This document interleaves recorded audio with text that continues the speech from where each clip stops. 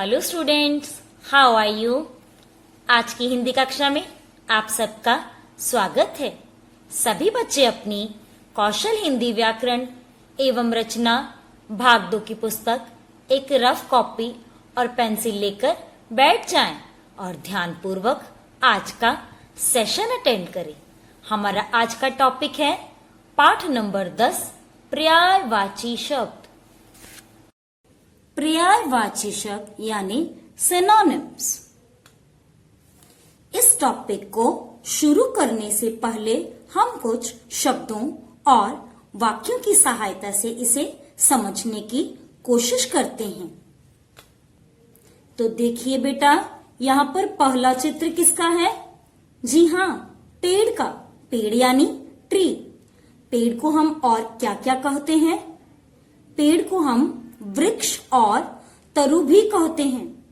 इन तीनों शब्दों का सेम अर्थ यानी मीनिंग है। तो चलिए अब इनके वाक्यों के द्वारा इन्हें समझते हैं।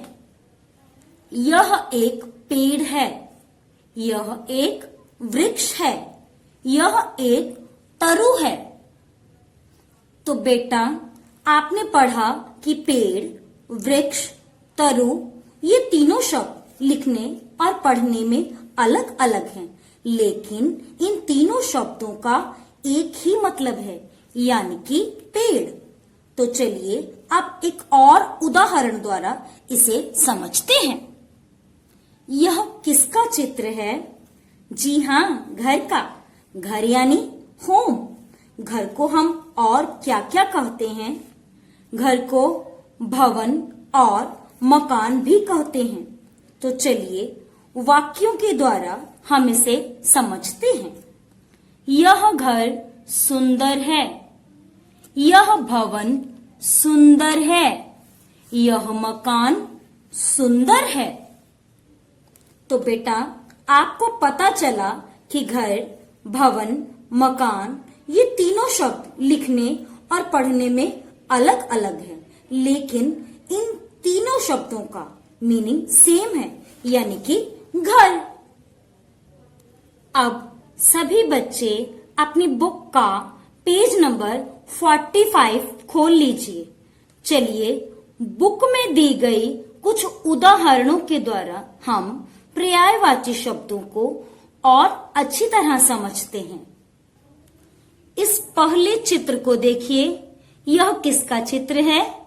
कमल। कमल यानी लोटस। तो कमल के पर्यायवाची यानी समान अर्थ वाले शब्द हैं पंकज, नीरज, अरविंद। और व को छोटी ई, ऊपर अंग यानी बिंदी और द, अरविंद। अगला चित्र देखिए, चांद। चांद यानी मून। चांद के पर्यायवाची शब्द हैं चंद्रमा, शशि, सोम। चंद्रमा के स्पेलिंग देखिए, च के ऊपर अंग यानी बिंदी, द के पैर में पदेन, मकुआ, चंद्रमा। अगला चित्र देखिए, सिंह। सिंह यानी लायन। सिंह के पर्यायवाची शब्द हैं शेर, केसरी, मृगराज। म के पैर में री, ग, रकुआ, ज, मृगराज। चलिए पर्यायवाची शब्द की परिभाषा यानी डेफिनेशन पढ़ते हैं।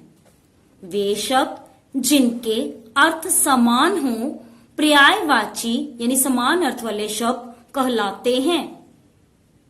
चलो बच्चों, अब बुक में दिए गए कुछ पर्यायवाची शब्दों के उदाहरण पढ़ते हैं। रात।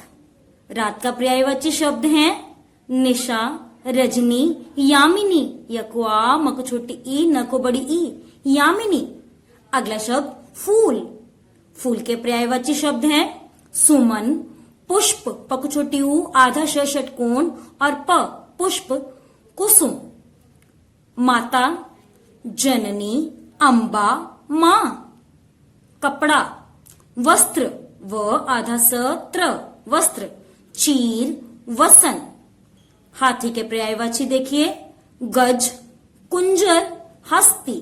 ह आधा स, तको बड़ी ई, हस्ती। हवा, वायु, समीर, पवन। आग, आग के पर्यायवाची शब्द हैं अग्नि, आधे ग को छोटी ई और न, अग्नि। अनल, पावक। नदी यानी कि रिवर, नदी के पर्यायवाची शब्द हैं सरिता, तटिनी, सलिला। अगला शब्द दिन, वार, दिवस, वासर। आंख के पर्यायवाची शब्द हैं नेत्र, नयन, चक्षु, च, क्ष को छोटी ऊ, चक्षु। पिता, बाप, तात, जनक। ईश्वर यानी कि गॉड, परमात्मा, पर मकुआ, आधा त मकुआ, परमात्मा। प्रभु, प के पैर में पदेन, भ को छोटी ऊ, प्रभु। जगदीश। चलिए बेटा, अब नेक्स्ट लाइन में आ जाइए। यहां पर हमारा पहला शब्द है घर, घर के पर्यायवाची शब्द हैं भवन, गृह, ग के पैर में री और ह, गृह। सदन, नौकर यानी कि सर्वेंट।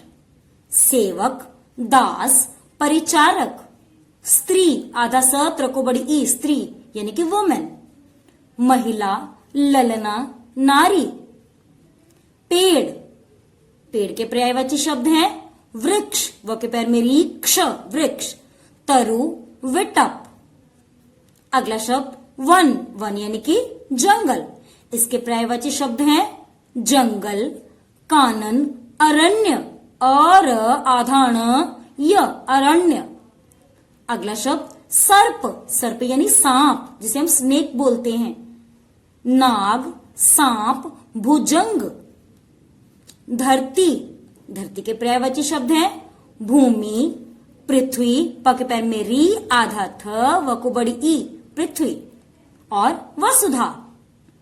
अगला शब्द बादल यानी कि क्लाउड, इनके पर्यायवाची शब्द हैं मेघ, वारिद, जलद।